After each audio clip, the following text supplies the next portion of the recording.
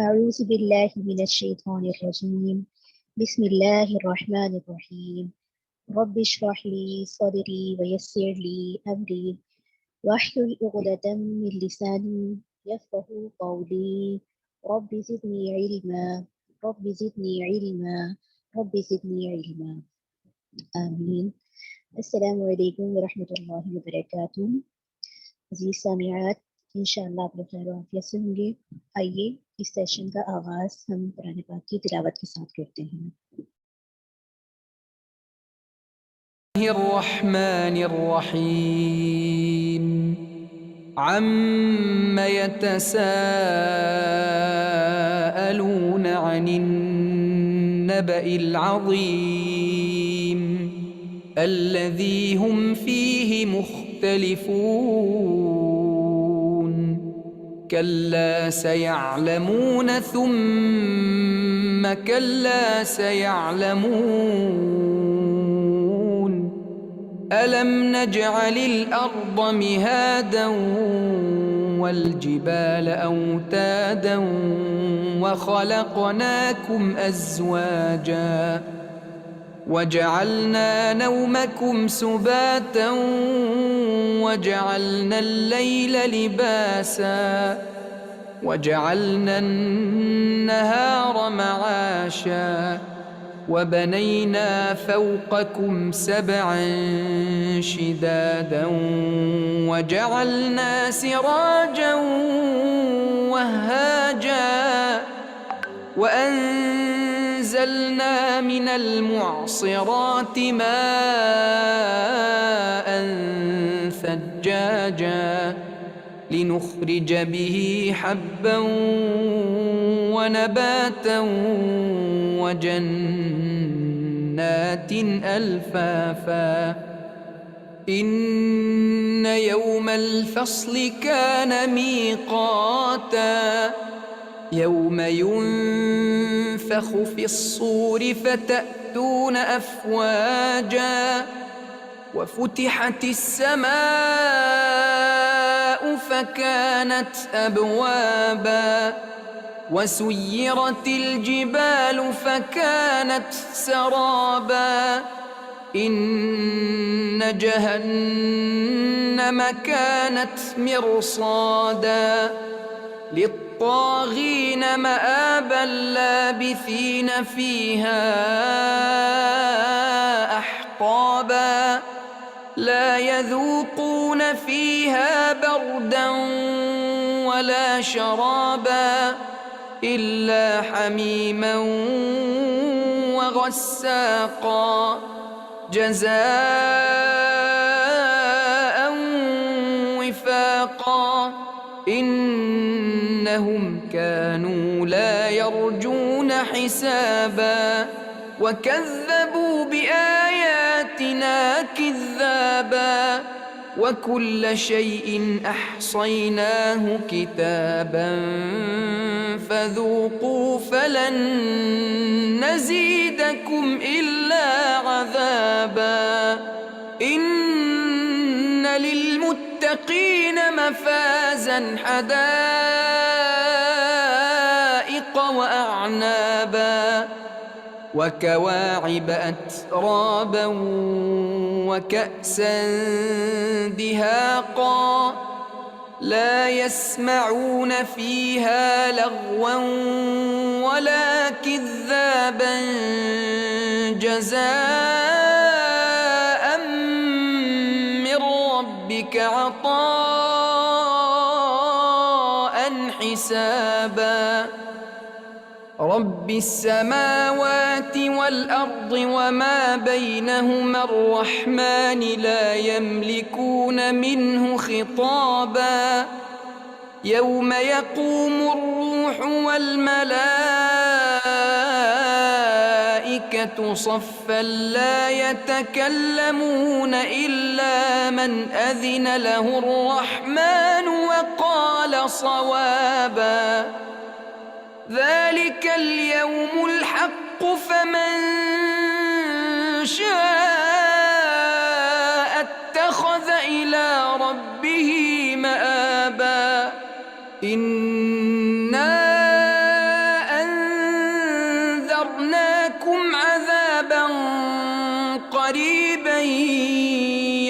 ينظر المرء ما قدمت يداه ويقول الكافر يا ليتني كنت ترابا.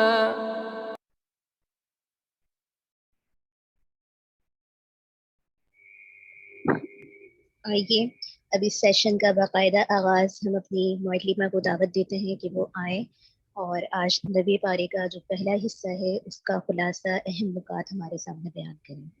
جی معلمہ. السلام علیکم ورحمۃ اللہ وبرکاتہ. امید ہے آپ سب خیریت سے ہوں گی. کلاس کا آغاز کرتے ہیں. نحمدہ و نصلی علی رسولہ الکریم. اما بعد اعوذ باللہ من الشیطان الرجیم. بسم اللہ الرحمن الرحیم. رب اشرح لی صدری ویسر لی امری واحلل عقدۃ من لسانی یفقہوا قولی واجعل لی وزیرا من اہلی. انشاءاللہ آج سورہ اعراف کمپلیٹ ہو جائے گی اور سورۃ انفال کا آغاز کیا جائے گا. ہم سٹارٹ کرتے ہیں. سورہ اعراف کی آیت نمبر 179 سے 206 تک آیات جن میں جنوں انسانوں کی اکثریت کا جہنم رسید ہونا ہے. اللہ کے اچھے ناموں سے اس کو پکارنے کی تلقین کی گئی ہے. مشرکین کے اعتراضات کے جوابات دیے گئے ہیں اور شرک کی ممانعت ہے اور رسول اکرم صلی اللہ علیہ وسلم کو دعوت دین کے ضمن میں چند نصیحتیں کی گئی ہیں. وَلَقَدْ ذَرَأْنَا لِجَهَنَّمَ كَثِيرًا مِنَ الْجِنِّ وَالْإِنسِ لَهُمْ قُلُوبٌ لَا يَفْقَهُونَ بِهَا وَلَهُمْ أَعْيُنٌ لَا يُبْصِرُونَ بِهَا وَلَهُمْ آذَانٌ لَا يَسْمَعُونَ بِهَا أُولَئِكَ كَالْأَنْعَامِ بَلْ هُمْ أَضَلُّ أُولَئِكَ هُمُ الْغَافِلُونَ. وَلِلَّهِ الْأَسْمَاءُ الْحُسْنَى فَادْعُوهُ بِهَا وَذَرُوا الَّذِينَ يُلْحِدُونَ فِي أَسْمَائِهِ سَيُجْزَوْنَ مَا كَانُوا يَعْمَلُونَ. یقیناً ہم نے انسانوں اور جنوں کی اکثریت کو جہنم ہی کے لیے پیدا کیا ہے. ان کے دل سمجھنے سے، ان کی آنکھیں دیکھنے سے اور ان کے کان سننے سے قاصر ہیں. یہ چپاہوں کی مانند ہیں بلکہ ان سے بھی بدتر ہیں. اب اس آیت کو جو ہم نے لاسٹ کلاس کے اندر جو واقعہ پڑھا تھا بلم بن باورا کا، اس کے ساتھ اٹیچ کریں تو ہمیں بات زیادہ اچھے طریقے سے سمجھ میں آئے گی کہ اللہ تعالیٰ کیوں فرما رہا ہے کہ میں نے اکثریت یعنی جنوں اور انسانوں کی ان کو جہنم کے لیے پیدا کیا ہے. اب اگر ہم بلم بن باورا کا شارٹس ہے یہاں پر دیکھ لیں کہ اللہ تعالیٰ نے اس کو نشانیوں سے، آیات سے نوازا تھا. یعنی وہ اللہ تعالیٰ کے عرش کو اور فرشتوں کو اپنی آنکھوں سے دیکھ لیتا تھا. اس کے پاس اس میں اعظم تھا جس کی بدولت اس کی دعائیں قبول ہوتی تھی. موسیٰ علیہ السلام کو جب جہاد کا حکم ہوا تو ان سے لڑائی کرنے کے لیے ان کی جو قوم تھی، بلم بن باورا کی جو قوم تھی، اس نے کہا بلم بن باورا سے کہ یہ درخواست کی کہ یہ موسیٰ علیہ السلام سے ہم جہاد کریں گے تو ہو سکتا ہے کہ وہ ہم شکست کھا جائیں اور وہ ہمارے علاقے میں گھس آئیں. تو اس وجہ سے اس کی قوم نے کہا کہ کوئی ایسا کچھ کریں جس سے موسیٰ علیہ السلام کی قوم پیچھے ہٹ جائے اور وہ جہاد نہ کریں. تو اس کا یہ طریقہ کار تھا کہ وہ پہلے اللہ تعالیٰ سے مشورہ لیتا تھا اور اس کی بیس سے پھر فیصلہ کرتا تھا. تو پہلی دفعہ اس نے استخارہ کیا تو اسے اللہ تعالیٰ کی طرف سے یہ پیغام آیا کہ وہ ایسا نہ کرے. پھر دوسری دفعہ استخارہ کیا تو پھر اس کو کچھ نظر نہ آیا کیونکہ اس کو پہلی دفعہ نظر آ چکا تھا. اللہ تعالیٰ فرماتا ہے کہ وہ اپنے نفس کے لالچ میں آ گیا اور اس کی مثال اللہ تعالیٰ نے ایسے دی جیسے کہ کتے کی مثال ہے. یعنی اس کی زبان ہر وقت لٹکی رہتی ہے، اس کو دو یا نہ دو وہ لالچ اور حس کی تمنا اس کی بڑھتی جاتی ہے اور اس کی مثال کتے کی سی ہے بلم بن باورا کی. اللہ تعالیٰ فرما رہے کیونکہ وہ نفس کے لالچ میں آ گیا اور جب وہ موسیٰ علیہ السلام کے خلاف وہ دعا دینے کے لیے جا رہا تھا تو اس کی گدی بھی اسے روک رہی تھی اور فرشتے بھی اس کو روک رہے تھے لیکن وہ نہ مانا. تو پھر ایسا ہوا کہ اس کی زبان لٹک گئی، اس کا چہرہ لٹک گیا کیونکہ اللہ تعالیٰ نے اس کو ایسی چیزیں عطا فرمائی تھی کہ وہ اپنی آنکھوں سے اللہ تعالیٰ کے عرش کو دیکھ لیتا تھا، فرشتوں کو دیکھ لیتا تھا. اس لیے تو یہاں پر اللہ تعالیٰ فرما رہا ہے کہ اکثریت کو میں نے جہنم کے لیے پیدا کیا ہے، انسانوں کی اور جنوں کی. وہ اسی وجہ سے اللہ تعالیٰ کہہ رہا ہے کہ ان کو دل دیا اللہ تعالیٰ نے سمجھنے کے لیے، ان کو آنکھیں دی ہیں دیکھنے کے لیے، ان کو کان دی ہیں سننے کے لیے، لیکن نہ تو یہ دیکھتے ہیں، نہ سنتے ہیں، نہ سمجھتے ہیں۔ یہ ایسے ہی جیسے چوپائے ہیں۔ چوپاؤں کے آگے اگر آپ ان کو سمجھانے کی کوشش کریں، ان کو کچھ بتانے کی کوشش کریں، تو وہ تو کچھ نہیں سمجھیں گے، کیونکہ اللہ تعالیٰ نے ان کے اندر وہ چیز ڈالی نہیں، سوچنے سمجھنے کی طاقت، سننے کی طاقت۔ تو جانوروں کے تو پھر بھی فوائد ہے، جانوروں کو بعض جانور ہیں جن پر ہم سوار ہوتے ہیں، جن کا گوشت کھاتے ہیں، لیکن جو انسان ہے وہ اپنے مقصد سے جب ہٹ جائے، یعنی جو اس کی تخلیق کا مقصد ہے، جو اس کو بیچنے کا مقصد ہے اس دنیا کی زندگی میں، تو وہ فوت ہو جائے، اس پر وہ عمل نہیں پیرا نہیں ہو رہا ہے، اس فرض کو پورا نہیں کر رہا ہے، تو پھر وہ جانوروں سے بھی بدتر ہے۔ اللہ کو اچھے ناموں سے پکارو اور چھوڑ دو انہیں جو ان میں ٹیڑھ تلاش کرتے ہیں۔ اللہ تعالیٰ یہاں پر حکم دے رہا ہے کہ اللہ کو اچھے ناموں سے پکارو، یعنی اللہ تعالیٰ کے جو صفاتی نام ہیں 99، ان ناموں سے اللہ کو پکارو، اور اللہ کے ناموں کے اندر ٹیڑھ تلاش کرنا، ان کو جادو کے لیے استعمال کرنا، یہ تفسیر عثمانی کے اندر آتا ہے۔ کیونکہ اگر ہم اس چیز کو، اس آیت کو پھر سے اگین بلم بن بورا کے ساتھ جوڑیں، تو اللہ تعالیٰ نے اس کو اسماء کا علم دیا تھا، اور اس کی دعا رد نہیں ہوتی تھی، تو اس نے اس کا غلط استعمال کیا۔ ویسے تو اللہ تعالیٰ کے جو صفاتی نام ہیں ان ناموں سے ہم اس کو پکار سکتے ہیں، لیکن اس بارے میں ہمارے پاس کوئی سند نہیں ہے، کوئی دلیل نہیں ہے کہ اتنی دفعہ یہ پڑھیں گے اللہ کا نام تو اس سے یہ مسئلہ ہمارا حل ہوگا، اس سے یہ ہوگا۔ وہ علم ناپید ہو چکا ہے۔ اور جب یہ حضرت سلیمان علیہ السلام کے زمانے میں یہ علم صحیح علم تھا، کیونکہ وہ نبی اس ٹائم موجود تھے۔ تو ویسے جو اس میں اعظم والی آیات ہیں ان کو ہم اپنی دعاؤں میں ایڈ کر سکتے ہیں۔ نبی صلی اللہ علیہ وسلم بھی اپنی دعاؤں میں ان آیات کو جو اس میں اعظم والی آیات تھی ایڈ کرتے تھے، وہ دعا کی قبولیت کا سبب بنتی ہیں۔ جنہیں تم پکارتے ہو وہ یا تو بندے ہی ہیں تمہارے جیسے، یا پھر بے جان بت ہیں۔ جنہیں تم اللہ کے سوا پکارتے ہو، یعنی چاہے وہ بت ہیں چاہے وہ انسانوں میں سے ہیں، وہ ہماری مدد نہیں کر سکتے۔ ہاں اتنی مدد کر سکتے ہیں جو صحیح اسباب ہے ان کو ہم استعمال کر سکتے ہیں، لیکن وہ ایسا کر دے مطلب جیسا ہم چاہ رہے ہیں ویسا ہو جائے، ویسا نہیں ہو سکتا ہے۔ اور یہاں بتوں کی بات ہو رہی کہ وہ بے جان ہیں، وہ اپنی مدد کیا کریں گے؟ وہ تو اپنے آپ کو نہیں دیکھ سکتے، اپنی مدد نہیں کر سکتے، تو تمہاری کیا مدد کریں گے وہ؟ خذل العفو وامر بالعرف واعرض عن الجاہلین وَإِمَّا يَنزَغَنَّكَ مِنَ الشَّيْطَانِ نَزْغٌ فَاسْتَعِذْ بِاللَّهِ إِنَّهُ سَمِيعٌ عَلِيمٌ إِنَّ الَّذِينَ اتَّقَوْا إِذَا مَسَّهُمْ طَائِفٌ مِنَ الشَّيْطَانِ تَذَكَّرُوا فَإِذَا هُمْ مُبْصِرُونَ۔ آپ درگزر سے کام لیں، نیک کام کی تعلیم دیں اور جہلوں سے ایک کنارہ کش ہو جائیں۔ اب یہ جو آیات ہیں یہ خاص نبی صلی اللہ علیہ وسلم کی اخلاقیات کے بارے میں اور دعوت کے اصولوں کے بارے میں کہ کس طرح سے دوسروں کو دعوت دی جائے۔ وہ لوگ جو دعوت کو قبول نہیں کرتے ہیں اور آپ کو تنگ کرتے ہیں، آپ کو تکلیفیں پہنچاتے ہیں، ان کے لیے آپ سسم کے لیے بھی یہ تھا اور ہمارے لیے بھی یہی رول ہے کہ ہم کسی کو دعوت دے رہے ہیں تو ہم وہ اگر نہیں سن رہا ہے، نہیں سمجھ رہا ہے، تو ہم درگزر سے کام لیں، لیکن نیکی کا حکم کرتے رہیں، موقع بموقع رفتہ رفتہ حکمت کے ساتھ دعوت دیتے رہیں۔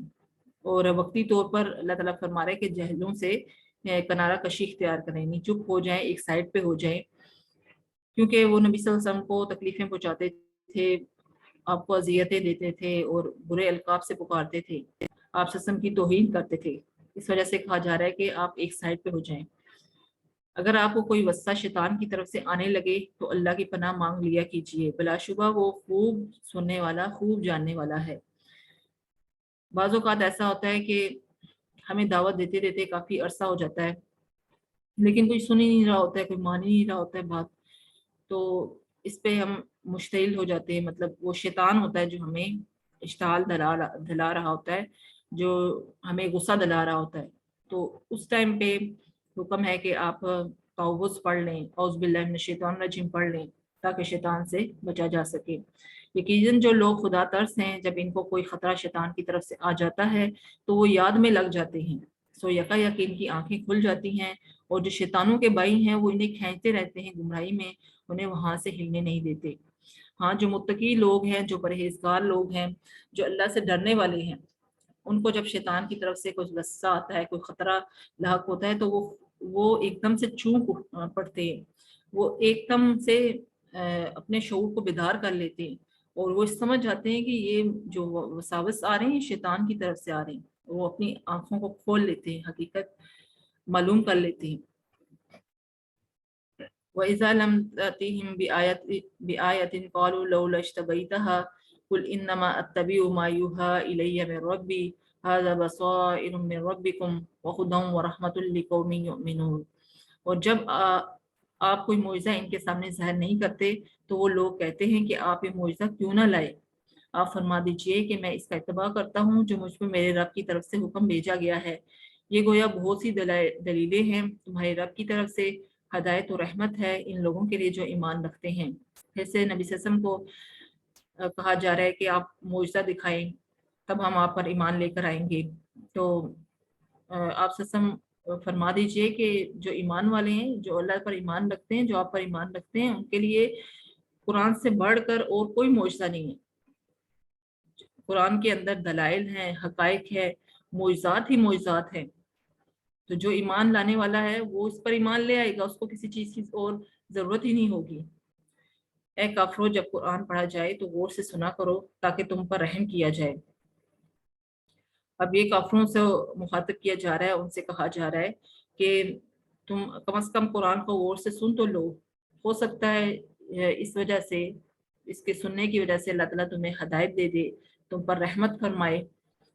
आयमा काम फरमाते हैं कि ये हुक्म सबके लिए, मतलब अगर एक मुसलमान है उसको भी चाहिए कि कुरान किसी जगह लगा हुआ है या कुरान पढ़ा जा रहा है तो वो गौर से सुने, बीच में शोर शराबा ना करे, बातचीत ना करे, बल्कि गौर से सुने।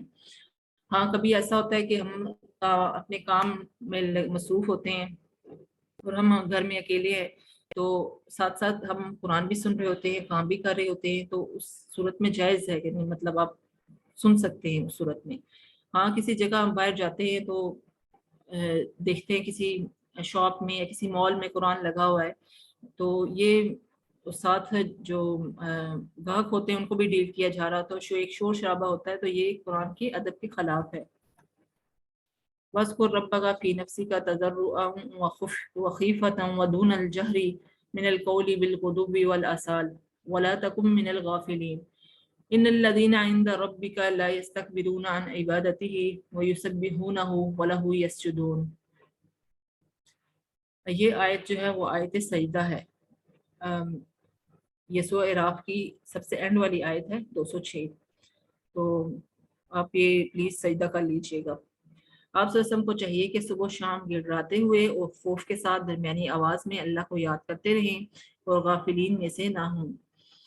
अब जिक्र के असूल ज़ात बताए जा रहे कि किस तरह से जिक्र करना है, अल्लाह ताला को याद करना है सुबह शाम, गिड़गिड़ाते हुए, खौफ के साथ और हल्की आवाज में भी और दरमियानी आवाज में भी।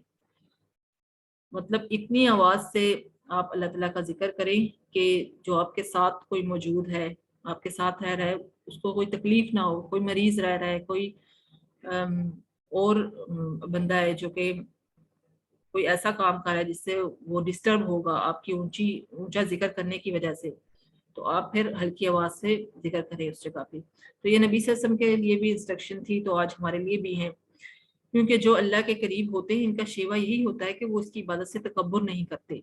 अल्लाह के जो करीब बंदे हैं, जिनमें अम्बिया हैं, सहाबा कराम थे, फिर सबा ताबईन है, इवन के हमारे लिए भी है कि जो हमें से अल्लाह के करीब है कोई, तो वो अल्लाह की इबादत से तकब्बुर नहीं करते हैं, वो अल्लाह की इबादत से मुंह नहीं मोड़ते हैं, वो हर हाल में अल्लाह को याद करते हैं, चाहे लेटे हैं बैठे हैं, हर हाल में।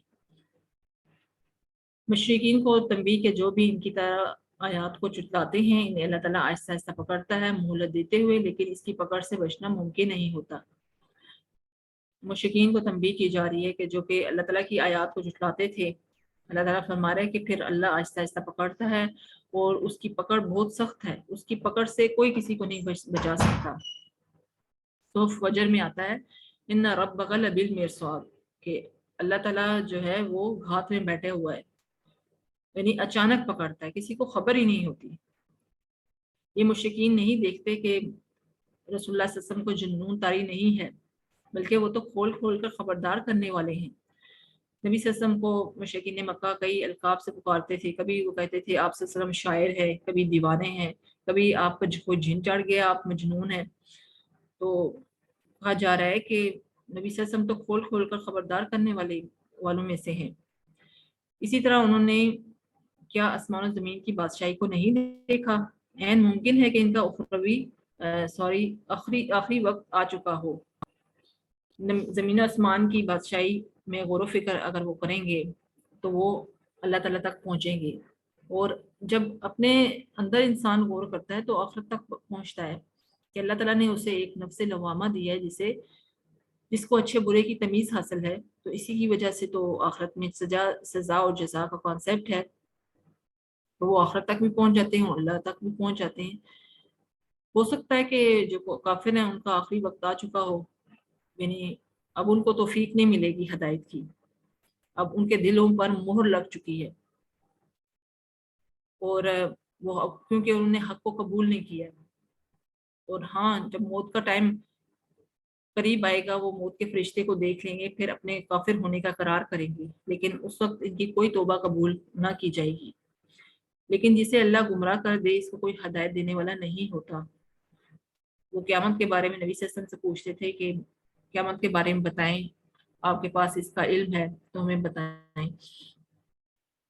تو یہاں پر ان کو بتایا جا رہا ہے کہ جو عالم الغیب ہے وہ صرف اور صرف اللہ کی ذات ہے۔ انبیاء کو اور فرشتوں کو اللہ تعالیٰ نے قیامت کے بارے میں کچھ نہیں بتایا، مطلب ان کے پاس کوئی ایگزیکٹ کوئی علم نہیں ہے کہ قیامت کب آئے گی، اس کا علم صرف اور صرف اللہ کی ذات کو ہے۔ حدیث کے مطابق غیب کی کنجیاں 5 ہیں جنہیں اللہ تعالیٰ کے سوا کوئی نہیں جانتا، یعنی قیامت کا علم، بارش کا نزول، آئندہ آنے والے حالات یعنی فیوچر کا جو علم ہے، پھر رحم مادر میں پلنے والا بچہ، یہ سب ایسے چیزیں ہیں جن کا علم صرف اور صرف اللہ کو ہے۔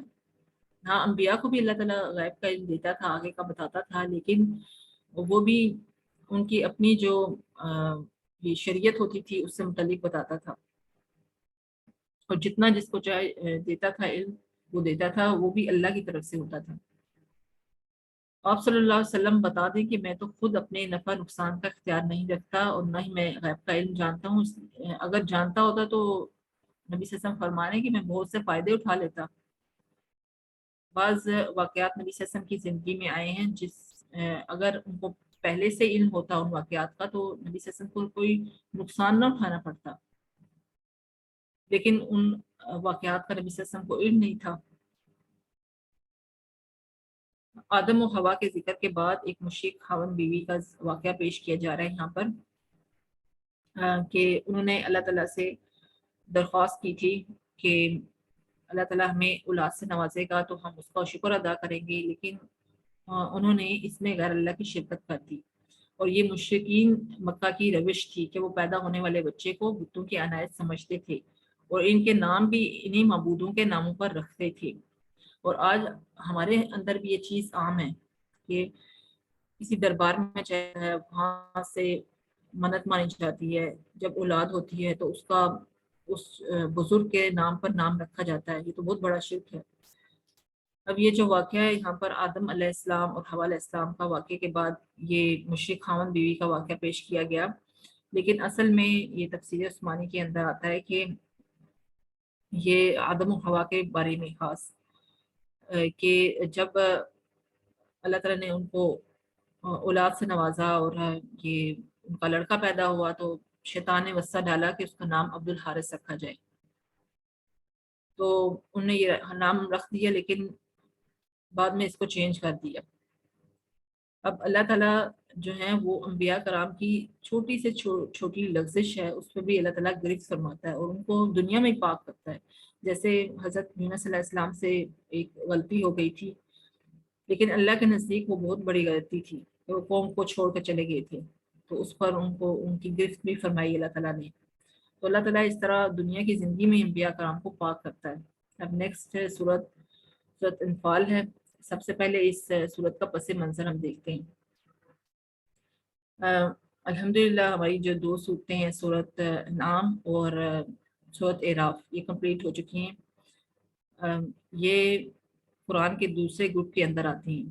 پہلا گروپ جو ہم نے کیا تھا 5 صورتیں اس میں تھی، ایک صورت مکی تھی سورۃ فاتحہ، اور 4 جو تھی وہ مدنی صورتیں تھی بڑی عظیم۔ ان کے اندر شریعت اسلامی کا پورا سٹرکچر بیان کیا گیا، اور کوئی بھی چیز ایسی نہیں کہ جو مس ہو گئی ہو، لیکن آگے چل کے اس کی پھر تفسیر جو ہے، تفصیل وہ اگلی صورتوں میں آتی رہے گی۔ تو ہم نے دیکھا کہ یہ جو 2 صورتیں تھیں، سورۃ انعام اور سورۃ اعراف، اس میں اللہ تعالیٰ نے تمام حجت کر دی، یعنی نبی صلی اللہ علیہ وسلم کے تھرو کوئی بھی چیز ایسی نہیں چھوڑی جو ان تک نہ پہنچی ہو۔ 13 سالہ زندگی میں مسلسل نبی صلی اللہ علیہ وسلم توحید کی دعوت پیش کرے، ایک پورا کا پورا جو سٹرکچر ہے نا وہ ان کے سامنے آ چکا تھا دین کا۔ تو جو ہم نے پہلا گروپ کمپلیٹ کیا اس کے اندر پھر یہ نبی صلی اللہ علیہ وسلم نے ان صورتوں کے اندر تمام حجت کر دیا، بات کو ایسے دلائل سے سمجھا دیا کہ کسی قسم کی شک و شبہ کی گنجائش نہیں رہی۔ لیکن پھر بھی وہ ہر درمی پہ تلے ہوئے تھے، تو جب اتمام حجت ہو جاتا تھا تو قوموں پر عذاب آ جاتا تھا، جیسے پچھلی قوموں کو ہم نے دیکھا کہ ان پر عذاب آ گیا جب نبی صلی اللہ علیہ وسلم اپنا حق ادا کر چکے اس کے بعد۔ تو لیکن یہ جو مشرکین مکہ تھے ان پر کوئی عذاب نہیں آیا اس طرح سے کہ ان کو ختم کر دیا جائے بالکل، لیکن چھوٹے چھوٹے عذاب ان پر آتے رہے۔ جیسے جو پہلا عذاب تھا، جو پہلے عذاب کی شکل تھی، وہ غزوہ بدر کی صورت میں سامنے آتی ہے کہ غزوہ بدر کے اندر کفار کے 70 لوگ قتل ہوئے اور 70 قیدی بنے اور بے شمار زخمی ہوئے۔ تو یہ عذاب کی پہلی صورت تھی۔ دوسری صورت 9 ہجری میں جب نبی صلی اللہ علیہ وسلم نے کفار مکہ کو الٹیمیٹم دیا کہ اگر مسلمان نہیں ہوگے، ایمان نہیں لاؤ گے تو تمہیں قتل کر دیا جائے گا۔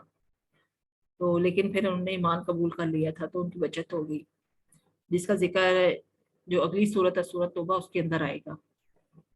تو یہ قرآن کی صورتوں کا دوسرا گروپ ہے۔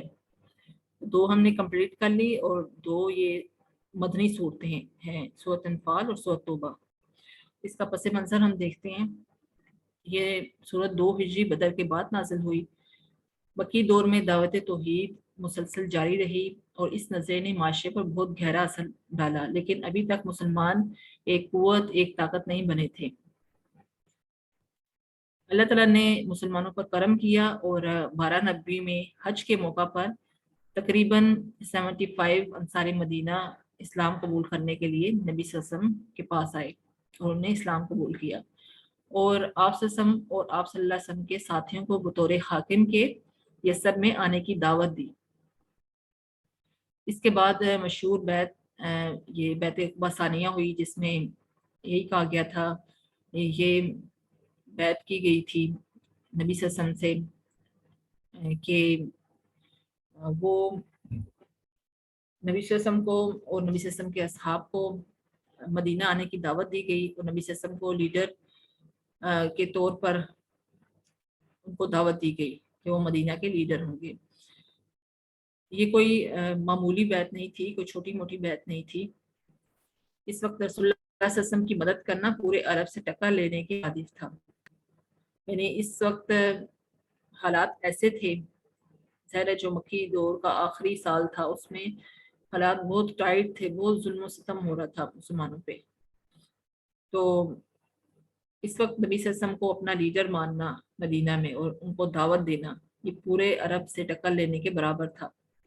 اس لیے بیعت عقبہ کے دوران ایک کم سن انصاری اسد بن زرارہ نے، جو پورے وفد میں سب سے کم سن شخص تھے، انہوں نے بڑی پر اثر تقریر فرمائی. انہوں نے فرمایا ٹھہرو اے اہل یثرب، ہم لوگ جو ان کے پاس آئے ہیں تو یہ سمجھتے ہوئے آئے ہیں یہ اللہ کے رسول ہے، اور آج نے یہاں سے نکال کر لے جانا تمام عرب سے دشمنی مول لینا ہے. اس کے نتیجہ میں تمہارے نونہال قتل ہوں گے، تلواریں تم پر برسیں گی. لہٰذا اگر تمہیں اپنی جانیں عزیز ہیں تو پھر انکار کر دو، پھر ان کا ساتھ نہ دو، نبی صلی اللہ علیہ وسلم کا ان کو دعوت نہ دو مدینہ میں آنے کی، ان کو اپنا لیڈر تسلیم نہ کرو، اور صاف صاف عذر پیش کر دو، کیونکہ اس وقت عذر پیش کر دینا خدا کے نزدیک زیادہ قابل قبول ہو سکتا ہے.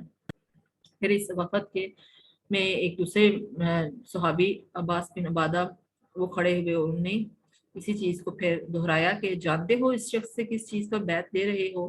سب نے آوازیں بلند کی، کہا کہ ہاں ہم جانتے ہیں، تم اس کے ہاتھ پر بیعت کر کے دنیا بھر سے لڑائی مول رہے ہو.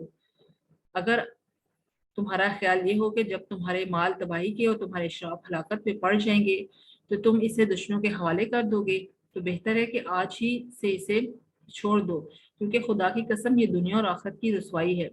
یعنی آج ہی ان کو چھوڑ دو، خامی نہ بھرو، کیونکہ کل جب تم پر یہ حالات آئیں گے پورا عرب تمہارے پر ٹوٹ جائے گا، ٹوٹ پڑے گا، تو اس وقت یہ نہ ہو کہ تم نبی صلی اللہ علیہ وسلم کا ساتھ چھوڑ دو. تو ابھی ہے ٹائم، سوچ لو، دیکھ لو کہ کیا کرنا ہے. اگر تمہارا ارادہ یہ ہے جو بلاوا تم اس شخص کو دے رہے ہو اس کو اپنے اموال کی تباہی اور شراف کی ہلاکت کے باوجود تیار ہو تو بے شک اس کا ہاتھ تھام لو.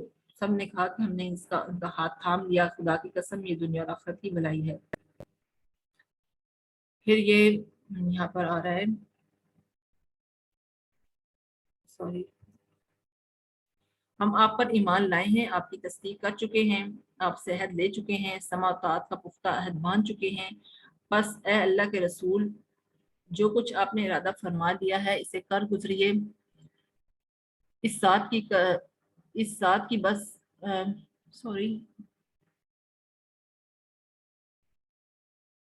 آپ کو حق کے ساتھ بیچا ہے اللہ تعالیٰ نے. اگر آپ ہمیں لے کر سامنے سمندر پر جا پہنچیں اور اس میں اتر جائیں تو ہم آپ کے ساتھ دیں گے اور ہم میں سے ایک بھی پیچھے نہ رہے گا. ہم کو یہ ہرگز ناگوار نہیں ہے کہ آپ کل ہمیں لے کر دشمن سے جا لڑیں. ہم جنگ میں ثابت قدم رہیں گے، مقابلہ میں سچی جان نثاری دکھائیں گے، اور بعید نہیں کہ اللہ آپ کو ہم سے وہ کچھ دکھا دے جسے دیکھ کر آپ کی آنکھیں ٹھنڈی ہو جائیں. بس اللہ کی برکت کے بھروسے پر آپ ہمیں لے چلیں. یہ اس وقت کا واقعہ ہے جب ابھی غزوہ بدر نہیں ہوا تھا، اور غزوہ بدر ان پلان طریقے سے ہوا تھا، کوئی اس کے لیے پہلے سے پلان نہیں تھا، بلکہ اچانک یہ اس چیز کو نبی صلی اللہ علیہ وسلم نے صحابہ کے سامنے رکھا تھا، مہاجرین اور انصار کے سامنے، یہ کون ساتھ دے گا اس ٹائم پر. تو اس ٹائم پھر یہ جو بیان ہے انہوں نے کہا کہ ہم آپ کا ساتھ دیں گے، ہم عہد آپ سے کر چکے ہیں، ہم پیچھے نہیں ہٹیں گے. یہ اس ٹائم کا واقعہ ہے. یہاں پر یہ تھوڑا سا بیان ہے غزوہ بدر کا، اس کی تفصیل یہ آگے ابھی اسی صورت کے اندر آئے گی، سورہ انفال کے اندر، غزوہ بدر کی. لیکن یہ فیصلہ کوئی معمولی فیصلہ نہ تھا. مسلمانوں کے پاس وسائل کی قلت تھی، یعنی بے سر و سامانی کی حالت میں تھے، لیکن پھر بھی مسلمان تیار ہو گئے جنگ کرنے کے لیے. اس وقت ان کی تعداد 300 سے اوپر تھی، 313 تھے، جن میں کچھ مہاجرین تھے، کچھ انصار تھے. ان کے پاس 2-3 گھوڑے تھے صرف. اور یہ پوائنٹ اس کے اندر نہیں آ رہا ہے، 70 جو اونٹ تھے یہ نہیں ہے. نیکسٹ ہے 60 آدمیوں کے پاس زرہ تھی، تفصیل آگے آئے گی. پھر جب وہ جو آئے تھے نا یہ انصار مدینہ حج کے موقع پر نبی صلی اللہ علیہ وسلم کے ہاتھ پر اسلام قبول کرنے کے لیے، جو 75 انصار مدینہ آئے تھے، تو اس کے بعد اللہ تعالیٰ کی طرف سے یہ حکم نبی صلی اللہ علیہ وسلم کو ملا کہ آپ اور آپ کے جو صحابہ ہیں وہ ہجرت کرنا شروع کر دیں. تو کچھ صحابہ جو ہے 2-2 3-3 کی تعداد میں ہجرت کرنی انہیں شروع کر دی. اور جب قریش مکہ جو تھے ان کو پتہ چلا کہ مسلمان ہجرت کر رہے ہیں تو چھوٹی موٹی جھڑپیں ہونی شروع ہو گئی. پھر اس کے ساتھ ہی ایک بڑا اہم واقعہ آیا سعد بن معاذ رئیس مدینہ عمرے کے لیے مکہ گئے. وہاں عین حرم کے دروازے پہ ابو جہل نے ان کو ٹوک کر کہا تم تو ہمارے دین کے مدتوں کو پناہ دو اور ان کی امداد و اعنت کا برہم بھرو اور ہم تمہیں اطمینان سے مکہ میں طواف کرنے دیں. اگر تم امیہ بن خلف کے مہمان نہ ہوتے تو زندہ یہاں سے نہیں جا سکتے تھے. اس پر سعد بن معاذ نے جواب میں کہا واللہ اگر تم نے مجھے اس چیز سے روکا تو میں تمہیں اس چیز سے روک دوں گا جو تمہارے لیے اس سے شدید تر ہے، یعنی مدینہ پر سے تمہاری گزر. یہ ان کا مدینہ سے ٹریڈ روٹ ہو کر گزرتا تھا جو یہ تجارت کرتے تھے. تو ان کو پھر اب یہ جو واقعہ پیش آیا جو سعد بن معاذ نے مطلب اس طرح سے جواب دیا ابو جہل کو، تو وہ ایک خطرے میں پڑ گئے اور پھر جو حالات تھے وہ بہت خطرناک صورت اختیار کر گئی کہ ایسا تھا کہ شاید اب جنگ ہو جائے گی مسلمانوں اور کافروں کے درمیان، کیونکہ ایک یہی چیز تھی جس سے وہ گزرگاہ تھی، جس سے وہ بزنس کر رہے تھے. ان کا پورا جو معاشرہ تھا، جو پورا ان کا علاقہ تھا، وہ اس کی بدولت چل رہا تھا. تو اس لیے انہوں نے پلان بھی کیا نبی صلی اللہ علیہ وسلم کو شہید کرنے کا، لیکن ان کا یہ پلان جو ہے وہ کامیاب نہ ہو سکا. نیکسٹ میں پھر مدینہ پہنچ کر جب نبی صلی اللہ علیہ وسلم کے اصحاب اور نبی صلی اللہ علیہ وسلم بھی مدینہ پہنچ گئے تو سب سے پہلے نبی صلی اللہ علیہ وسلم نے اسلامی سوسائٹی کے ابتدائی نظم و نسق اور اطراف مدینہ کی مدینہ کے جو اطراف میں یہودی آبادی تھی اس سے معاملات طے کیے. پھر جو جس چیز پر پھر توجہ مبذول فرمائی وہ اس شہرا کا مسئلہ تھا، یعنی وہی گزرگاہ جو مدینہ سے ہو کر جاتی تھی جس پر یہ کاروبار کرتے تھے، تو وہ اس شہرا کو سامنے رکھا. اس مسئلے میں حضور صلی اللہ علیہ وسلم نے 2 اہم تدبیریں اختیار کی. ایک یہ کہ مدینہ اور ساحل بحر احمر کے درمیان اس شہر سے متصل جو قبائل وہاں پر آباد تھے ان سے گفت و شنید شروع کی اور ان سے کانٹریکٹ کر لیا کہ نہ وہ ادھر کا ساتھ دیں گے نہ ادھر کا ساتھ دیں گے، ایک قسم کا معاہدہ کر لیا ان سے.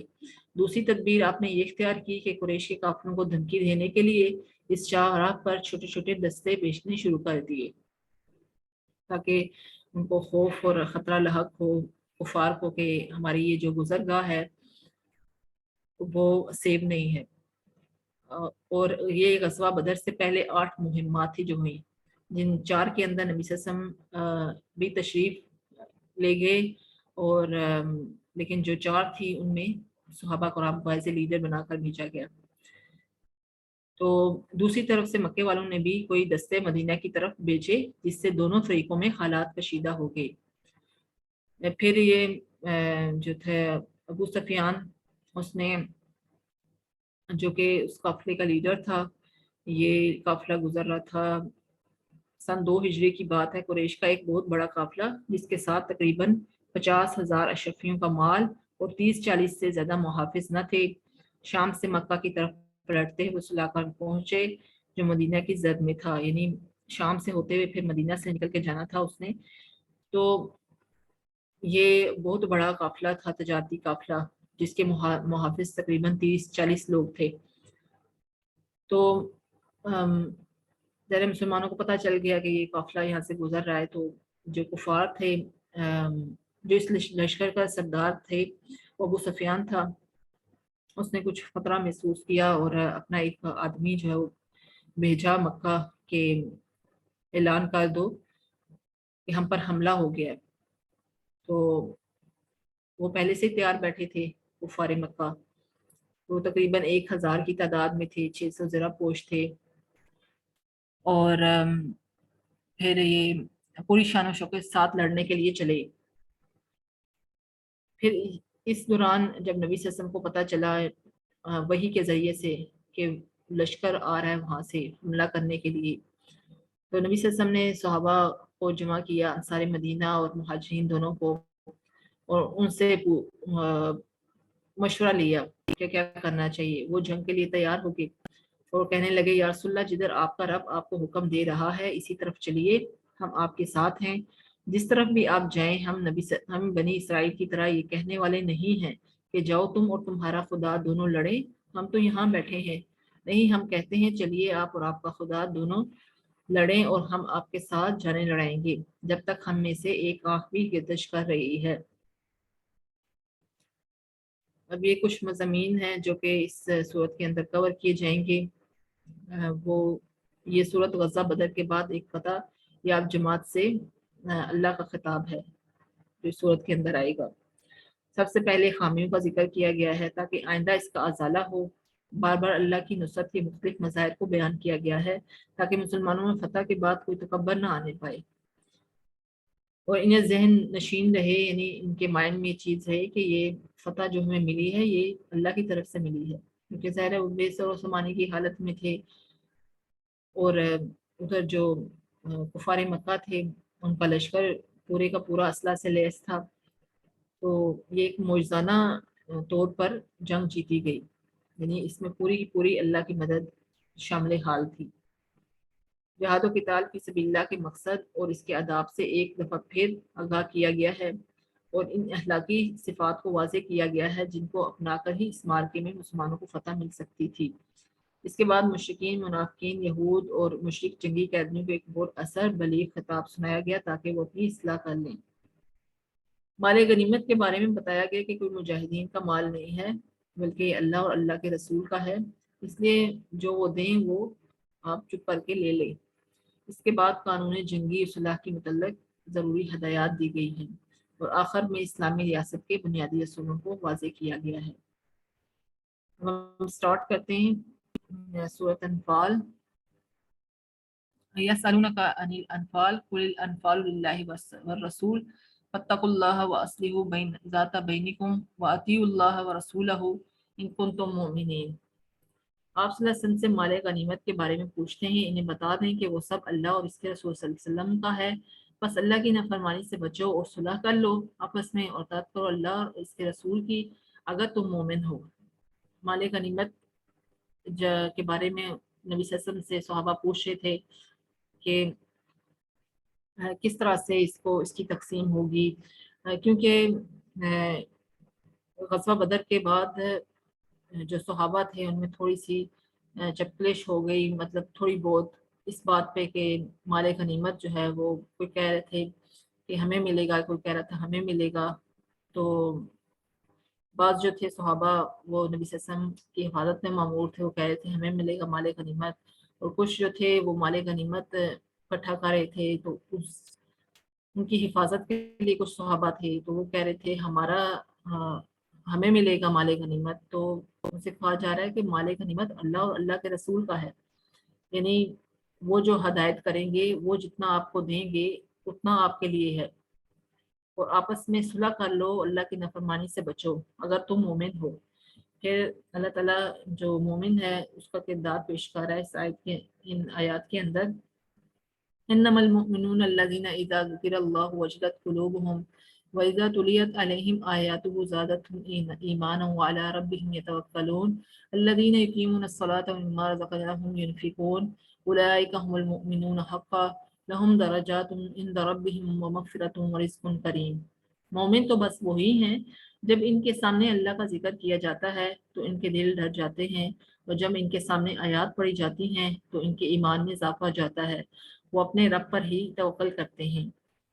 یہ ہمیں اپنے اندر بھی جھانکنے کی ضرورت ہے کہ جب قرآن لگا ہو، اللہ تعالیٰ کی آیات ہمارے سامنے آئیں، ہم سنیں، تو اس ٹائم ہماری کیا کیفیت ہوتی ہے؟ کیا ہمارا دل بھی اس ٹائم اللہ تعالیٰ سے ڈر رہا ہوتا ہے، خوف کھا رہا ہوتا ہے، اور ہمارے ایمان میں اضافہ ہو رہا ہوتا ہے؟ اس ٹائم ہماری کیا کنڈیشن ہوتی ہے، ہماری کیا حالت ہوتی ہے؟ بہت سمجھنے کی بات ہے کہ قرآن ہمارے سامنے آتا ہے اور وہ کس طرح سے ہمارے دل پر اثر انداز ہو رہا ہے۔ کیا ہم قرآن پڑھ رہے ہیں، ہم قرآن پڑھ رہے ہیں صرف ہم اپنی آنکھوں سے ہی پڑھ رہے ہیں کہ دل سے بھی ہم اس کو قبول کر رہے ہیں؟ اور ہمارے اس ٹائم پتہ چلتا ہے جب قرآن آپ کے سامنے آتا ہے کہ آپ کے دل کی حالت کیا ہوتی ہے، کیا آپ کے دل میں اللہ کی محبت ہے، تو پھر آپ کے دل میں اللہ کا ڈر خوف بھی ہوگا، آپ کے ایمان میں اضافہ بھی ہوگا۔ اگر ہمارے دلوں میں دنیا رچی بسی ہے تو قرآن تو ہمارے اوپر سے گزر جائے گا، ہمیں تو سمجھ بھی نہیں آئے گا۔ جو نماز قائم کرتے ہیں جو انہیں رزق دیا گیا ہے اس میں سے خرچ کرتے ہیں۔ یہ بھی صفت ہے مومن کی، یہی پکے مومن ہیں، انہی کے لیے درجات ہیں، انہی کے رب کے پاس، اور انہی کے لیے مغفرت ہے اور عزت والی روزی ہے۔ اللہ تعالیٰ نے تو آپ وسلم کو گھر سے حق کے ساتھ نکالا تھا تاکہ آپ اس مال کے حق و باطل میں سرفرو ہوں، لیکن مومنین کا ایک گروہ سے ڈر رہا تھا۔ منافق جو تھی، غزوہ بدر کا ذکر ہو رہا کہ جو یہ تھے منافقین تھے وہ ڈر رہے تھے پتہ نہیں کیا ہوگا ہمارے ساتھ، حالانکہ اللہ تعالیٰ نے تو وعدہ کر دیا تھا، نبی صلی اللہ علیہ وسلم کے ساتھ وعدہ کیا اور خوشخبری سنائی۔ یا تو جو تجارتی قافلہ ہے جو کہ وہاں سے آ رہا تھا مکہ سے، ابو سفیان کی اس میں سرپرستی میں، یا تو وہ قافلہ تجارتی قافلہ آپ کو مل جائے گا، یا پھر جو لشکر ہے مسلمانوں کے خلاف آ رہا ہے وہاں سے، اس کے ساتھ لڑائی ہوگی اور آپ کو جو ہے فتح نصیب ہوگی۔ اللہ کی نصرت کے مختلف مظاہر ہیں یہاں پہ بیان کیے جا رہے ہیں غزوہ بدر کے اندر جو واقع ہوئے تھے۔ جب آپ صلی اللہ علیہ وسلم بدر سے پہلے رات کو خیمے میں دعا کر رہے تھے تو اللہ نے نبی صلی اللہ علیہ وسلم کی دعا سن لی اور فرمایا کہ میں تمہاری مدد کروں گا 1000 فرشتوں سے، لیکن یہ مدد اس وجہ سے تھی، یعنی فرشتوں کے تھرو جو اللہ تعالیٰ مدد کر رہا تھا وہ اس وجہ سے تھی تاکہ آپ کا دل مطمئن ہو جائے، آپ کا دل سکون میں آ جائے، ورنہ اللہ تعالیٰ کو تو فرشتوں کی ضرورت نہیں ہے، ڈائریکٹ اللہ تعالیٰ مدد کر سکتا تھا۔ ابن عباس سے مروی ہے جب بدر میں گھمسان کی لڑائی ہوئی تو آپ صلی اللہ علیہ وسلم نے یہ دعا فرمائی، اے اللہ تو نے مجھ سے جو وعدہ کیا ہے اسے پورا فرما دے، اے اللہ میں تجھ سے تیرا عہد اور تیرے وعدے کا سوال کر رہا ہوں، اے اللہ اگر تو چاہے تو آج کے بعد تیری عبادت کبھی نہ کی جائے گی۔ یہ آپ صلی اللہ علیہ وسلم دعا کر رہے ہیں میدان جنگ میں۔ آپ صلی اللہ علیہ وسلم نے خوب گریہ زاری کی، یہاں تک کہ دونوں کندھوں سے آپ صلی اللہ علیہ وسلم کی چادر گر گئی، سوری یہ خیمے میں دعا کر رہے تھے۔ حضرت ابو بکر صدیق نے چادر درست کی اور عرض کیا، اے اللہ کے رسول بس فرمائیے، آپ نے اپنے رب سے بڑے زاری کے ساتھ دعا فرمائی، تو اللہ تعالیٰ نے ان کی دعا قبول فرمائی اور ان پر اونگ طاری ہو گئی، پانی نازل فرمایا، جس سے جو اہل ایمان تھے انہوں نے وضو بھی کر لیا، اپنے آپ کو پاک صاف کر لیا۔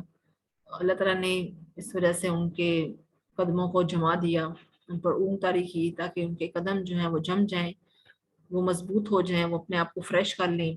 فرشتے بھیجے جو اہل ایمان کو ثابت قدم رکھ رہے تھے، وہ کافروں کے دلوں میں روب ڈال رہے تھے۔ یہ سب کچھ کون کر رہا تھا؟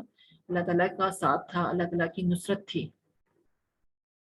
پھر آیت نمبر 15 سے 41 آیات غزوہ بدر کے تناظر میں مسلمانوں کو ہدایات اور کفار کو تنبیہ کی گئی ہے۔ یا ایھا الذین آمنوا اذا لقیتم الذین کفروا زحفا فلا تولوهم الادبار ومن یولیہم یومئذ دبرہ الا متحرفا لقتال او متحیزا الى فئة فقد باء بغضب من اللہ ومأواہم جہنم وبئس المصیر۔ اے ایمان والو، جب تم کافروں سے مد مقابل ہو جاؤ تو ان سے پشت مت پھیرنا، اور جو شخص ان سے اس موقع پر پشت پھیرے گا، مگر ہاں جو لڑائی کے لیے پینطرہ بدلتا ہو، جو اپنی جماعت کی طرف پناہ لینے آتا ہو، وہ مستثنا ہے، باقی اور جو ایسا کرے گا وہ اللہ کے غضب میں آ جائے گا اور اس کا ٹھکانہ دوزخ ہوگا، وہ بری جگہ ہے۔ یہاں پر یہ تلقین کی گئی ہے مسلمانوں کو کہ لڑائی کے دوران میدان جنگ سے فراری حاصل نہ کی جائے، بھاگا نہ جائے۔ نبی صلی اللہ علیہ وسلم نے فرمایا کہ 7 ہلاک کر دینے والی چیزوں سے بچو، جس میں ایک یہ ہے کہ میدان جنگ میں پشت پھیر کر کفار سے میدان جنگ میں پشت پھیر کر بھاگ جانا۔ ہاں ایک صورت میں یہ جائز ہے کہ لڑائی کرنے کے لیے کوئی جنگی چال چلی جائے جسے دشمن سمجھے کہ شاید یہ شکست کھا کر بھاگ رہا ہے، لیکن پھر وہ ایک دم سے پینطرہ بدل کر اچانک دشمن پر حملہ کر دے، یعنی ان کو پتہ ہی نہ چلے، وہ سمجھیں شاید یہ بھاگ رہا ہے لیکن اچانک سے وہ دشمن پر حملہ آور ہو جائے۔ ان جنگ کا حکم وہاں سے پیٹ پھیر کر بھاگنا گناہ کبیرہ ہے، سوائے 2 صورتوں کے، یا تو پینترا بدلنا ہو یا بڑے لشکر کے ساتھ مل کر دوبارہ حملہ کرنا ہو۔ تم نے انہیں قتل نہیں کیا بلکہ اللہ نے ان کو قتل کیا۔ آپ سسم نے کنکریاں نہیں پھینکی جو ان کفار کی آنکھوں میں چلی گئیں، بلکہ اللہ نے ان کنکریوں کو پھینکا تاکہ مسلمانوں کو اپنی طرف سے ان کی محنت کا خوب عوض دے۔ بلا شبہ اللہ خوب جاننے والا، خوب سننے والا ہے۔ اور اس لیے بھی کہ اللہ کافروں کی تدبیروں کو کمزور کرنے والا ہے۔ اگر لوگ فیصلہ چاہتے ہو تو وہ اگر تم لوگ فیصلہ چاہتے ہو تو وہ فیصلہ تمہارے سامنے موجود ہوا، اور اگر باز آ جاؤ تو یہ تمہارے لیے نہایت خوب ہے۔ اگر تم وہی کام کرو گے تو پھر ہم وہی کام کریں گے، تمہاری جمعیت تمہارے ذرا بھی کام نہ آئے گی، یعنی گنتی زیادہ ہو وہ بھی تمہارے کام نہیں آئے گی۔ واقعی بات یہ ہے کہ اللہ تعالیٰ ایمان والوں کے ساتھ ہے۔ اے ایمان والو، اللہ کا اور اس کے رسول کا کہنا مانو، اس کا کہنا ماننے سے روگردانی مت کرو سنتے جانتے ہوئے۔ تم ان لوگوں کی طرح مت ہونا جو دعویٰ تو کرتے ہیں کہ ہم نے سن لیا، حالانکہ وہ سنتے سمجھتے نہیں ہیں، یعنی مشرکین، یہود، منافقین۔ بے شک بدترین خلائق اللہ تعالیٰ کے نزدیک وہ لوگ ہیں جو بہرے ہیں، گونگے ہیں، جو کہ ذرا بھی نہیں سمجھتے۔ اگر کوئی بہرا گونگا ہے لیکن عقل و شعور رکھتا ہے تو پھر بھی ہم اس کو اشاروں سے سمجھا سکتے ہیں، لیکن اگر کوئی بہرا گونگا ہے اور دماغ بھی نہیں ہے، اس کو کام کرتا ہے، تو ہم اسے کیسے اس کو سمجھایا جا سکتا ہے؟ اگر اللہ تعالیٰ ان میں کوئی خوبی دیکھتا تو ان کو سننے کی توفیق دے دیتا، اور اگر ان کو اب سنا دے تو ضرور روگردانی کریں گے بے رخی کرتے ہوئے۔ یہ اللہ کا پورا خطاب ہے۔ یا ایھا الذین آمنوا استجیبوا للہ وللرسول اذا دعاکم لما یحییکم واعلموا ان اللہ یحول بین المرء وقلبہ وانہ الیہ تحشرون واتقوہ فتنة لا تصیبن الذین ظلموا منکم خاصۃ واعلموا ان اللہ شدید العقاب۔ اے ایمان والو، تم اللہ اور رسول کے کہنے کو بجا لاؤ جبکہ رسول تم کو تمہاری زندگی بخش کی چیز طرف بلاتے ہوں، اور جان رکھو کہ اللہ تعالیٰ آدمی کے اور اس کے قلب کے درمیان آڑ بن جایا کرتا ہے۔ بلا شبہ تم سب کو اللہ ہی کے پاس جمع ہونا ہے، اور تم ایسے وبال سے بچو کہ جو خاص کر صرف انہی لوگوں پر واقع نہ ہوگا جو تم میں سے ان گناہوں کے مرتکب ہوئے ہیں۔ اس لیے اگر جہاد کے ضمن میں کچھ کمزوری دکھا رہے ہو کہ سمجھ جاؤ تو نقصان سب کا سب تمہارا ہی ہوگا، اور یہ جان رکھو کہ اللہ سخت سزا دینے والا ہے۔ یاد کرو جب تم تعداد میں کم تھے اور دنیا میں کمزور سمجھے جاتے تھے تو اللہ نے تم پر کرم کیا اور تمہیں قوت بخشی۔ جب ذرا ایک ٹائم پہ مسلمان کمزور تھے، ان کے پاس طاقت نہیں تھی، تو اب اللہ تعالیٰ نے تمہیں طاقت سے نوازا ہے، ایک حکومت میں دی ہے، ایک معاشرہ دیا ہے، ایک تمکن دیا ہے۔ اس لیے اہل ایمان اور اللہ اور اس کے رسول صلی اللہ علیہ وسلم سے خیانت نہ کرو۔ یاد رکھو کہ بے شک تمہارے مالوں اور اولاد میں تمہارے لیے فتنہ ہے۔ خیانت نہ کرو نبی صلی اللہ علیہ وسلم سے، اللہ سے اور لوگوں سے، کہ اللہ کے حقوق بھی پورے کرو اور جو رسول کے حقوق ہیں وہ بھی پورے کرو، اور جن بندوں سے متعلق حقوق ہیں، حقوق العباد، ان کا بھی خیال رکھو، خیانت نہ کرو۔ اب انسان کیوں خیانت کرتا ہے؟ ایک تو مال کی محبت ہوتی ہے، اولاد کی محبت ہوتی ہے، جو کہ فتنہ ہے، جو کہ آزمائش ہے۔ اولاد اور مال آزمائش ہے، ان کی وجہ سے اللہ اور اس کے رسول اور لوگوں کے جو حقوق ہیں ان کو پورا نہ کرو، یہ چیز سیکھنی ہے۔ اگر تم اللہ سے ڈرو گے تو اللہ تمہیں فرقان ادا کرے گا، یعنی حق و باطل میں جو تمیز کرنے والی چیز ہے وہ تم کو عطا کرے گا۔ وقت بھی یاد کرو جب وہ خفیہ چالیں سوچ رہے تھے کہ وہ آپ کو قید، شہید یا جلا وطن کر دیں گے، لیکن اللہ کی تدبیریں سب سے بہتر ہیں۔ یہ اس وقت کی بات ہے جب نبی صلی اللہ علیہ وسلم نے بھی ہجرت نہیں کی تھی، تو وہ یہ پلان کر رہے تھے مشرکین مکہ۔ وَإِذَا تُتْلَىٰ عَلَيْهِمْ آيَاتُنَا قَالُوا قَدْ سَمِعْنَا لَوْ نَشَاءُ لَقُلْنَا مِثْلَ هَٰذَا إِنْ هَٰذَا إِلَّا أَسَاطِيرُ الْأَوَّلِينَ وَإِذْ قَالُوا اللَّهُمَّ إِنْ كَانَ هَٰذَا هُوَ الْحَقُّ مِنْ عِندِكَ فَأَمْطِرْ عَلَيْنَا حِجَارَةً مِنَ السَّمَاءِ أَوْ ائْتِنَا بِعَذَابٍ أَلِيمٍ وَمَا كَانَ اللَّهُ يُعَذِّبُهُمْ وَأَنْتَ فِيهِمْ وَمَا كَانَ اللَّهُ مُعَذِّبَهُمْ وَهُمْ يَسْتَغْفِرُونَ۔ اب وہ کہتے تھے مشرکین مکہ کے اگر ہم چاہیں تو اس کے برابر ہم بھی کہہ دیں۔ وہ کہتے تھے جب اللہ ان کے سامنے ہماری آیتیں پڑھی جاتی ہیں تو کہتے ہیں کہ ہم نے سن لیا، صرف سنتے تھے، ایسے سنتے تھے، ایک کان سے سنا دوسرے کان سے نکال دیا، اور کہتے تھے ایسا کلام تو ہم بھی پیش کر سکتے ہیں۔ تو جب چیلنج آیا قرآن کا تو اس وقت تو کیوں نہ پورا کر سکے اس چیلنج کو۔ بس ان کے پاس کوئی دلیل نہیں تھی تو یہ بے سند باتیں پھر وہ کرتے تھے.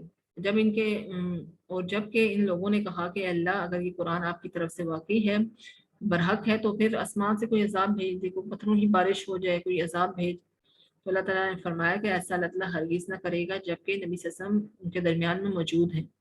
جب سے وہ استغفار کریں گے تو پلٹ آئیں گے، پھر بھی اللہ تعالیٰ عذاب کو روک لے گا، عذاب نہیں لائے گا ان پر.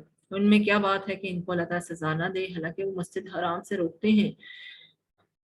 وہ مسجد حرام کو اپنی جاگیر سمجھتے تھے کہ یہاں پر ہماری مسجد چلے گی، ہم جس کو چاہیں گے اس کے اندر داخل ہونے دیں گے اور جس کو نہیں چاہیں گے نہیں داخل ہونے دیں گے. ان کی نماز کعبہ کے پاس صرف یہ تھی، سیٹیاں بجانا، تالیاں بجانا، سو اپنے کفر کے سبب اس عذاب کا مزہ چکھو. بلا شک یہ کافر لوگ اپنے مالوں کو اس لیے خرچ کریں کہ اللہ کی راہ سے روکیں. اب وہ جو مال آیا تھا ان کے ہاتھ، وہ قافلہ جو جا رہا تھا، تجارتی قافلہ مدینے سے، تو وہ مال جو ان کو ملا تھا وہ کہہ رہے تھے کہ اب یہ ہم مسلمانوں کے خلاف اس کو استعمال کریں گے جنگ میں. لِيَمِيزَ اللَّهُ الْخَبِيثَ مِنَ الطَّيِّبِ وَيَجْعَلَ الْخَبِيثَ بَعْضَهُ عَلَى بَعْضٍ فَيَرْكُمَهُ جَمِيعًا فَيَجْعَلَهُ فِي جَهَنَّمَ أُولَئِكَ هُمُ الْخَاسِرُونَ. قُلِ لِلَّذِينَ كَفَرُوا إِنْ يَنْتَهُوا يُغْفَرْ لَهُم مَّا قَدْ سَلَفَ وَإِنْ يَعُودُوا فَقَدْ مَضَتْ سُنَّةُ الْأَوَّلِينَ وَقَاتِلُوهُمْ حَتَّى لَا تَكُونَ فِتْنَةٌ وَيَكُونَ الدِّينُ كُلُّهُ لِلَّهِ فَإِنِ انتَهُوا فَإِنَّ اللَّهَ بِمَا يَعْمَلُونَ بَصِيرٌ. وَإِن تَوَلَّوْا فَاعْلَمُوا أَنَّ اللَّهَ مَوْلَاكُمْ نِعْمَ الْمَوْلَى وَنِعْمَ النَّصِيرُ. یہ اس لیے بھی تھا یہ جنگ جو تھی تاکہ اللہ تعالیٰ پاک کو ناپاک سے الگ کر دے، بس ان سب کو اکٹھا ڈھیر کر دے، پھر ان سب کو جہنم میں ڈال دے. ایسے لوگ پورے خسارے میں ہیں. آپ ان کافروں سے کہہ دیجئے کہ اگر یہ لوگ باز آ جائیں تو ان کے سارے گناہ جو پہلے ہو چکے ہیں سب معاف کر دیے جائیں گے. اگر اپنی وہی عادت رکھیں گے تو کفار سابقین کے حق میں قانون نافذ ہو چکا ہے کہ یہ ایسے ہی رہیں گے، دنیا سے ایسے ہی جائیں گے. اور تم ان سے اس حد تک لڑو کہ ان میں فساد عقیدہ نہ رہے، مطلب اس حد تک لڑو کہ اللہ کا دین کل کا کل اللہ کے لیے ہو جائے اور یہ کفر کا فتنہ ختم ہو جائے. تو اللہ تعالیٰ ان اعمال کو خوب دیکھتا ہے، اور اگر روگردانی کریں تو یقین رکھیں کہ اللہ تعالیٰ تمہارا کارساز ہے اور بہت اچھا کارساز ہے اور بہت اچھا مددگار ہے. کلاس کا ٹائم ہمارا سوری آج پھر لیٹ ہو گیا. اصل میں صورتوں کے اندر بہت بڑی تفصیل ہے، ڈیٹیل ہے. میرا تو دل کرتا ہے میں خود رک جاؤں اور آپ سنتے رہیں، لیکن معذرت ہے آج پھر لیٹ ہو گیا. انشاءاللہ کوشش کی جائے گی کہ آپ یہاں پر آپ کے لائیو سوال نہیں لیے جا سکیں، اگر تو آپ اپنے لکھ کر بھیج دیں جیسے بھی آپ کی سہولت آسانی. جزاک اللہ. بہت شکریہ، جزاک اللہ خیرن کثیرن. اور یہ موضوعات حقیقت میں بہت ہی طویل ہے، لیکن آپ جس طریقے سے اس ٹائم میں بھی ان کا احاطہ کرتی ہیں واقعی میں بہت ایک صلاحیت ہے آپ کی. اللہ تعالیٰ ہمیں اس سے استفادے کی توفیق عطا فرمائے. جی معلمہ، یہ رائے بہترین ہے کہ ہم انشاءاللہ گروپ میں سوال لے لیں گے. ہماری جو طالبات ہیں انہیں جو بھی پوچھنا ہوگا سیشن کے حوالے سے تو اپنے سوالات گروپ میں لکھ کے بھیج سکتی ہیں، اور اگر ریکارڈنگ سننے کے بعد بھی آپ کو کوئی سوال ہو تو آپ اس کو اپنی سہولت سے بھیج سکتی ہیں. تو معلمہ پھر اس سیشن کو دعا کے ساتھ ختم کر لیں. جی بالکل. ٹھیک ہے جی سامعات، انشاءاللہ اگلے سیشن میں آپ لوگ سے ملاقات ہوتی ہے. اپنا خیال رکھیے. سبحانک اللہم وبحمدہ، سبحانک اللہم وبحمدک، اشہد ان لا الہ الا انت، استغفرک واتوب الیک. آمین. السلام علیکم ورحمۃ اللہ وبرکاتہ.